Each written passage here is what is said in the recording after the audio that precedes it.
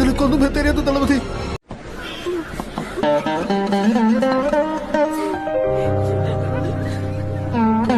கொசுக்கடி இல்லாம நிம்மதியா தூங்குங்க. அத்திம்பேர் செத்து போல தூங்கிட்டு இருக்கார். ப்ரோ சத்தியமா எதுக்கோ வந்தேன் ப்ரோ, ஜெயிச்சு கொண்டாடலான்னு வந்தேன் ப்ரோ. நானு ப்ரோ எனக்கு பெரிய வருது ப்ரோ. இப்போ எப்படி ப்ரோ அப்படி தோக்கலாம்? எல்லாருக்கும் வணக்கம் கைஸ். இன்னைக்கு நம்ம எதை பற்றி பார்க்க போகிறோம்னா, நம்ம விஜயனா நடித்த கோட் மூவி பற்றி தான் கைஸ். இந்த படம் பார்க்குறதுக்கு எனக்கு துளி கூட விருப்பமே இல்லை. கோத்தா ஏதோ இந்த ஆள் இன்னும் 2 படம் தான் நடிக்க போகிறான்னு சொல்லிட்டு தான் போய் பார்த்தேன். கோமால மற்ற படத்துலேருந்து ரெஃபரன்ஸ் எடுக்கிறேன்னு சொல்லிட்டு அதே சீனை கொஞ்சம் கூட பிசிறே தட்டாமல் இந்த நாய்ங்க அப்படியே போட்டு வச்சுருக்கானுங்க கைஸ். சரி, ஏதோ இந்த வீடியோ பார்த்துட்டு இருக்கவங்க யாராச்சும் இந்த படம் பார்க்காம இருந்தீங்கன்னா ப்ளீஸ் பார்த்துட்டு வந்து இந்த வீடியோவை கண்டினியூ பண்ணுங்கள். அப்போ தான் உங்களுக்கு இது புரியும். சரி வாங்க வீடியோவை ஸ்டார்ட் பண்ணலாம்.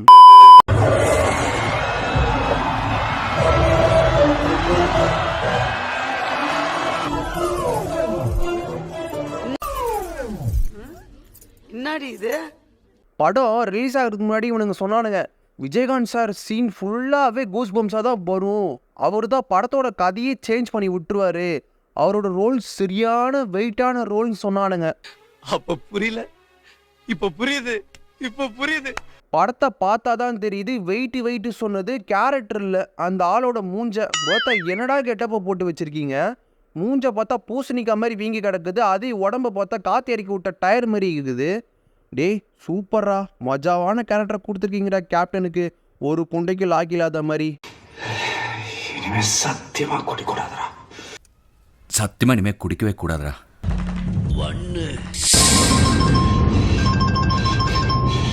ஐயோ சொல்லுமா, ஒரே சத்தமா இருக்கே, ஒண்ணுமே கேட்கலையே. வா, விஜயனா எவ்வளோ லவ் காட்டுறாருல ஒரு பொண்டாட்டி மேலே, அந்த இடத்துல தொங்கியிருந்தாலும் சரி கால் பண்ணி பேசிட்டு இருக்காரு. என்ன இதுவே அவரோட நிஜமான பொண்டாட்டிக்கிட்ட இந்த மாதிரி லவ்லாம் காட்டியிருந்தா கொஞ்சம் அவரை விட்டு போகாமல் இருந்திருப்பாங்க. Sorry madam. நீங்க ஏன் சார் சாரி கேக்குறீங்க? அவன்ல சாரி கேட்கணும். Sorry madam. மறுபடியும் ஏன் சார் சாரி கேக்குறீங்க? தெரியாம சாரி கேட்டேன். Sorry madam.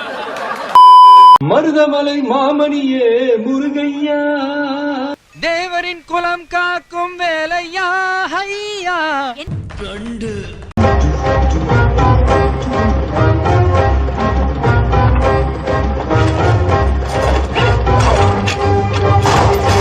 ஏன் திமுங்களா எப்படி? அதான் முதல்ல நானும் யோசிக்கிறேன், ஆனா எதுவும் வரமாட்டேன். அது எப்படி? இப்போ அந்த கபோர்டில் பேராஷூட்லேயே இல்லைன்னா என்ன பண்ணியிருப்பார் நம்ம விஜயண்ண? வேற என்ன பண்ணுவார்? அங்கே வரவனுங்க எல்லாரையும் அடித்து போட்டு எனக்கு தான்டா கடையா இருக்குன்னு சொல்லிட்டு பூலை ஆட்டின்னு இருந்திருப்பாரு. அதை பார்த்து அவரோட முட்டாப்பூதி ஃபேன்ஸு போ விஜயண்ணனுக்கு எம்மாம் பெரிய பூல் இல்லைன்னு சொல்லிட்டு சொல்லி விட்டுருப்பானுங்க இவனுங்க. அண்ணனுக்கு ஏதாவது பிரச்சனைனா அண்ணன் பிரச்சனை நாங்க இருக்கோம், இத்தனை பேர் இருக்கோம்ல. என்ன பண்ணுவீங்க? அண்ணனுக்கு ஏதாவது பிரச்சனை பண்ணுவீங்க? எல்லாமே என்னையா பண்ணுவீங்க? அண்ணனுக்கு ஒரு பிரச்சனை.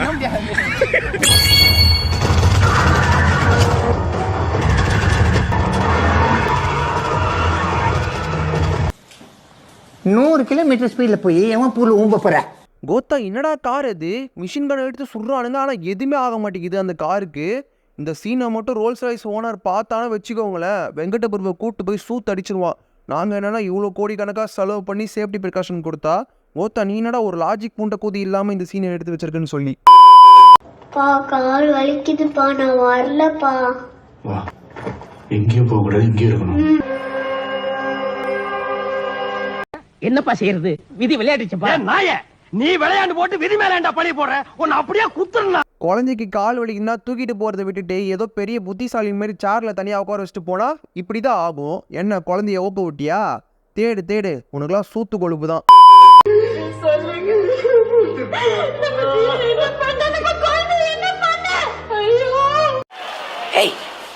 Hey, I've seen this one. This is a classic.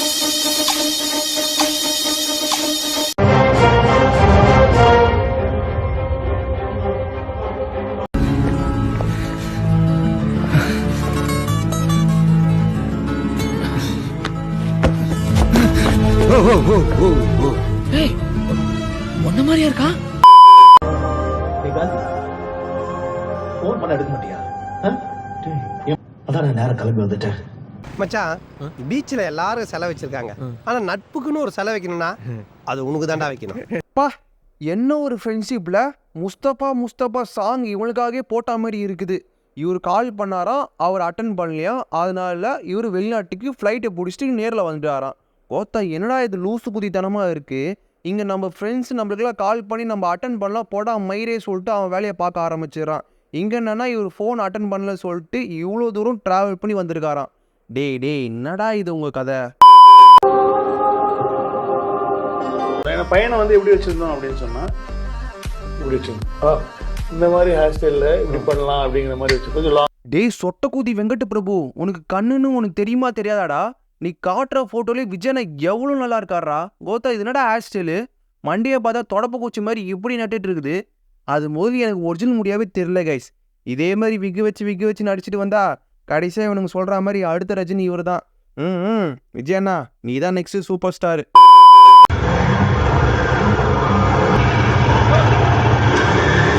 டே எனக்கு சீரியஸாக புரியல. அந்த கெல்ட்டு பையனா மெட்ரோக்குள்ளே ஃப்ரீயாக உள்ளே போகிறான், இதில் இவனும் பார்த்தா ஃப்ரீயாக உள்ளே போகிறான். இதெல்லாம் எப்படா சாத்தியம் ஆகுது? மெட்ரோ ஸ்டேஷனுக்குள்ளே என்னோட பேகை வச்சுட்டு வந்துட்டேன், கொஞ்சம் உள்ளே அனுப்புன்னு கேட்டான். கோத்தா டிக்கெட் வாங்கிட்டு உள்ளே போடா புண்டன்னு என்ன சொல்கிறான். அதுவும் இவனுங்க பார்த்தா அசால்ட்டாக உள்ளே போகிறானுங்க. அதுவும் நார்மலாக கூட போகலங்க, பைக் எடுத்துகிட்டு போகிறானுங்க, கார் எடுத்துகிட்டு உள்ளே போகிறானுங்க.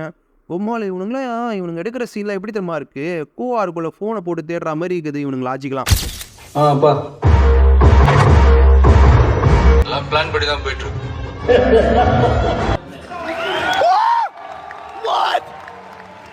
ஆடச்சை எம்ஜிஆர் சிவாஜி காலத்துலேருந்து இந்த கதை தானே எடுத்துகிட்டு இருக்கானுங்க ரிவெஞ்ச் ஸ்டோரியா. இந்த மொக்க கதைக்காடா நான் பிளாக்ல அவ்வளோ காசு கொடுத்து டிக்கெட் வாங்கிட்டு வந்து பார்க்க வந்தேன். அப்புறம் சாங்குக்கு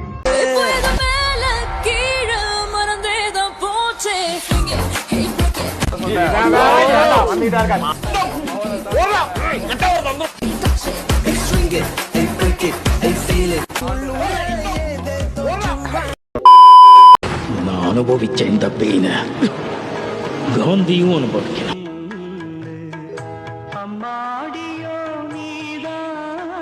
குழந்தை வேணாம், ஐயோ சிவக்குழந்தை வேணாம், உன் கருணாக்கால எதையும் சொல்லிடாதப்பா, அப்படியே பலிச்சிடும்.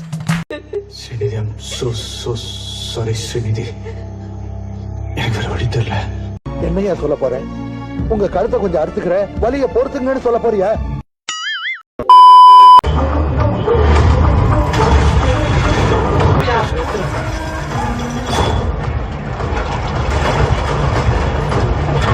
தங்காதுரை ஒரு அளவுக்கு மேல பண்ண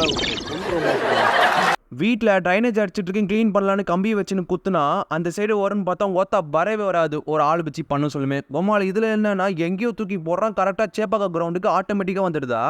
டே வெங்கட் பிரபு, உனக்கு முடிதா இல்லைன்னு பார்த்தா மூளை கூட கொஞ்சம் கூட இல்லையாடா உனக்கு?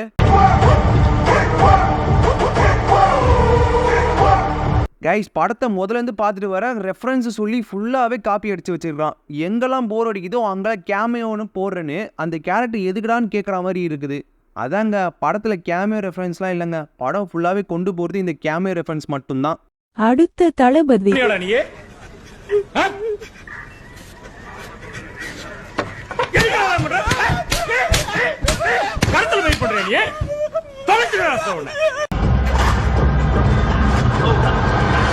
அவ்வளவுதான், நம்மள முடிச்சு விட்டீங்க போங்க.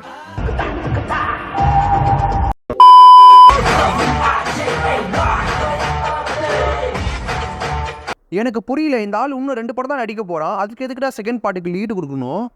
ஓ இப்போதாங்க புரியுது. கமலஹாசன் எப்படி விக்ரம் தான் கடைசி படம், அதுக்கப்புறம் ஃபுல்லாகவே அரசியலில் வந்துடுவேன்னு சொல்லிட்டு இப்போ எப்படி படம் நடிக்கிறாரு, அதே மாதிரி தாங்க நினைக்கிறேன் விஜயனாவும் இதான் கடைசி படம் சொல்லிட்டு கொஞ்ச நாள் கழிச்சு திருப்பி படம் நடிக்க வந்துடுவார் போல். சரி ஓகே கைஸ், கடைசியாக என்கிட்ட இந்த படம் பார்க்கலாமான்னு கேட்டிங்கன்னா 1 டைம் கூட வாட்சபிள் கிடையாதுங்க சொல்லுவேன். எனக்கு அதான் ஒன்றும் பெருசாக இல்லை நான் படத்தை பார்த்தே ஆகணும்னா ஒன்றும் ப்ராப்ளமே கிடையாது. இன்னும் கொஞ்ச நாள் வெயிட் பண்ணுங்கள், தீபாவளிக்கு நம்ம சன் டிவிலே இந்த படத்தை போட்டுருவான். எதுக்கு டென்ஷன், நம்ம வீட்டில் ஃபேமிலியோடு உட்காந்து இந்த படத்தை பார்க்கலாம், ரிலாக்ஸ் பண்ணலாம். சரி ஓகே கைஸ், வீடியோ பிடிச்சிருந்தா ஒரு லைக் அண்ட் சப்ஸ்கிரைப் பண்ணிக்கோங்க, அப்போ தான் நம்ம நெக்ஸ்ட் போடுற வீடியோ உங்களுக்கு நோட்டிஃபிகேஷனாக வரும். சரி பாய்.